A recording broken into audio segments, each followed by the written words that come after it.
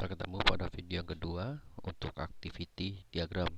Saya pengen ngulang sedikit. Kita sudah buat use case minggu lalu, dan tadi pada video pertama kita sudah buat activity diagram untuk produsen. Maka selanjutnya adalah kita akan membuat kelola barang.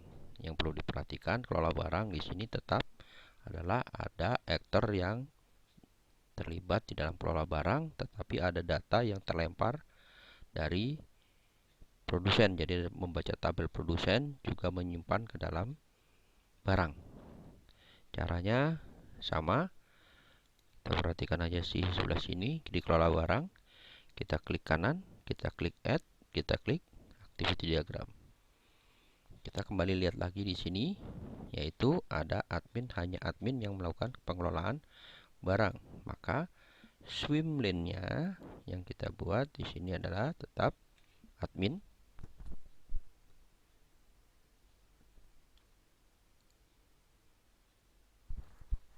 Kemudian sistem.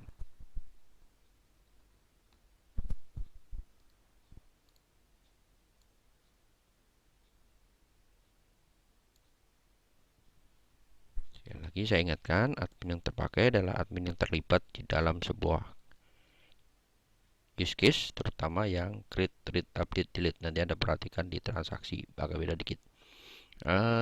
Di sini kelola barang, sistem adalah keseluruhan dari sebuah use case. Maka langkah pertama sama dengan tadi, yaitu admin berawal dari sini, kemudian admin membuka menu kelola barang.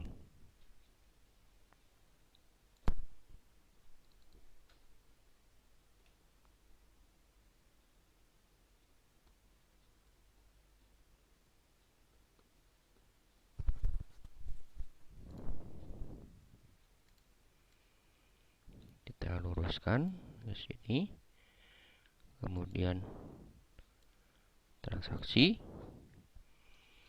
Kemudian apa dilakukan? Menu kelola barang hampir sama dengan ini. Berarti ada tabel barang yang dimasukkan, jadi nggak boleh ada yang sama. Maka kita klik di sini adalah input ID barang.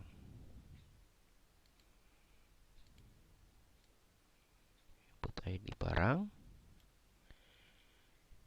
Di sini juga ada transaksi. Kemudian di sini ada action state untuk mencari barang, mencari ID barang. Sini kita tarik transaksinya di sini. Kemudian karena supaya ID barang tidak boleh double, kita sama dengan tadi di session, ya. Kita pakai di session. Kita tarik transitionnya ke sini. Kemudian kita pilih transition lagi untuk narik ke sini. Jadi ini ditujukan kalau barangnya ada, maka input kode barang lagi, kan nggak boleh yang sama. Ini found. Kalau tidak ada, kalau tidak ditemukan, maka bisa proses di sini untuk input data barang.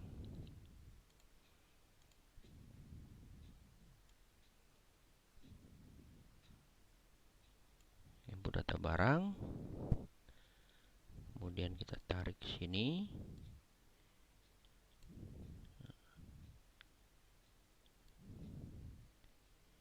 Ini kita kasih nama not found.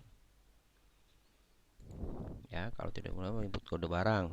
Tapi kita perhatikan di sini ada include di sini. Jadi setiap barang harus ketahuan produsennya. Maka proses selanjutnya adalah data barang ini harus bisa menginput data produsen input data atau input ID produsen. Ini tujuannya apa? Karena untuk mengetahui setiap barang yang masuk harus ketahuan siapa produsen yang memasok barangnya. Jadi kalau ada komplain, ada klaim, ini bisa langsung dikerjakan. Setelah input produsen, maka di sini ada proses mencari produsen. Cari produsen. Mencari produsennya di mana? Berarti mencari produsennya di tabel produsen yang sudah kita bikin. Mencarinya di sini nih. Mencari di dalam tabel ini. Nah, ini ketahuan. Kita simpan. Kalau sudah produsennya, berarti kan ada decision lagi. Kenapa? Karena produsennya harus ada. Maka di sini akan ada begini. Kalau jadi jangan main asal entry produsen yang akan dimasukkan di sini adalah produsen yang sudah terdaftar. Sini kalau main asal-asalan di ada filter untuk bahwa produsennya itu belum terdaftar atau sudah terdaftar. Ini kalau kurang panjang, kita panjangkan aja swim lane-nya. Ya. Kalau produsennya ketemu kemana? Maka dilakukan proses selanjutnya. Berarti datanya sudah dimasukkan, produsennya sudah masuk. Maka kita tinggal simpan. Simpan di mana? Simpan di tabel barang. Ada proses simpan di tabel barang. Berarti kelola barang. Decision ini ke sini. Ini ditujukan adalah not found. Berarti kalau produsennya tidak ketemu, langsung simpan barang. Setelah itu selesai.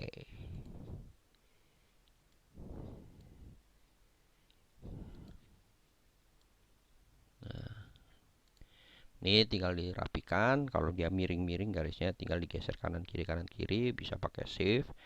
Kalau Anda telaten dikit bisa pakai mouse.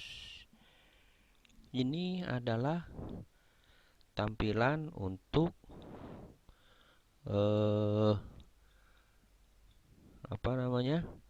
tampilan untuk kelola barang. Tinggal dirapikan aja semuanya. Nah, tampilan barang. Jadi kalau kita lihat kira-kira tampilan activity diagramnya kurang lebih seperti ini. Tinggal kita membuat yang dua. Hati-hati yang dua. Nah, dua use case, transaksi penjualan dan laporan. Transaksi penjualan yang aktor yang bisa create update delete adalah sistem, sedangkan ini dia hanya bisa melihat, maka ini tidak perlu ditampilkan. Yang bisa ditampilkan ini. Sekarang bagaimana dengan ini? Tidak ada activity atau aktor yang bisa create update delete. Bagaimana kita membuatnya? Ini kita sudah buat, maka kita lihat. Saya langsung aja karena sudah saya buatkan. Maka transaksi penjualan untuk aktivitinya nanti akan jadinya seperti ini.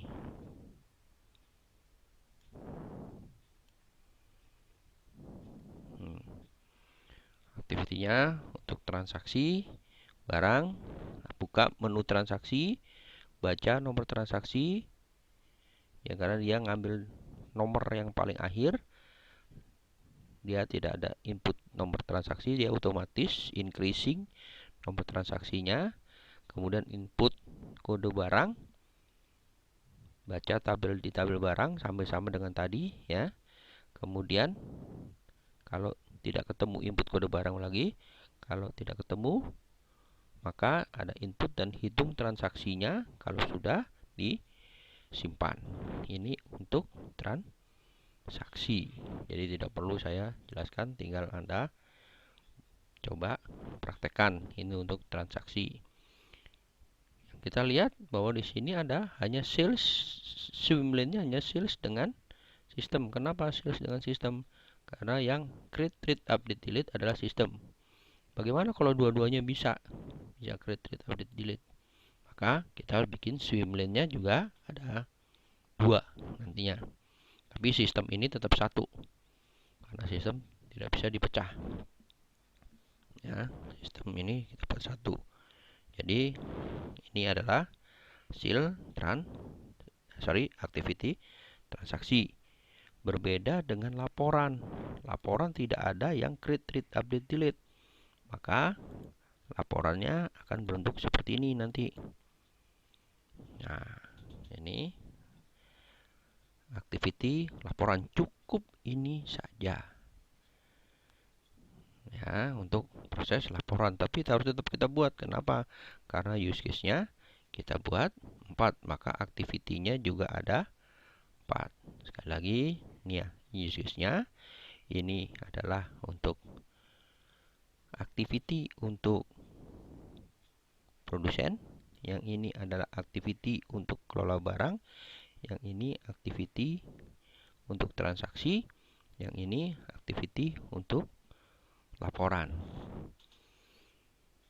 Silakan Anda praktekkan, kemudian nanti di copy paste ke Word sebagai, dan Anda upload sebagai tugas hari ini.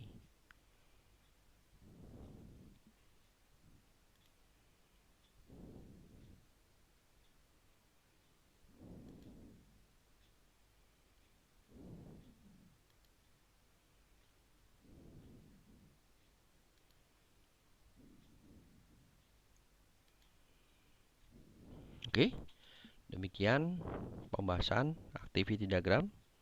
Silakan dicoba. Tetap semangat dan jaga kesehatan.